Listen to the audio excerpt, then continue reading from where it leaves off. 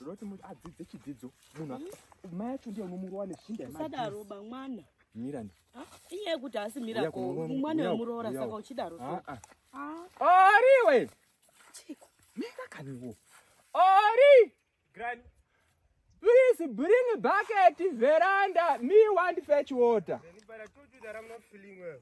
I told you that I'm not okay. No, don't do that. Let me call you back in a second. Don't do that. Let me call you back.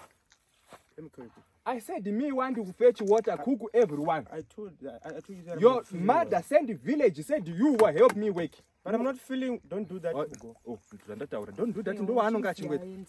Oh, don't worry. Is there anything that you want? Yes, you know Towe. Towe. You see. And honey, you know honey. That one is honey. Yes. I want to come stand there. Stand there, my grandson. Is this what you're doing very safe for me? It's very safe.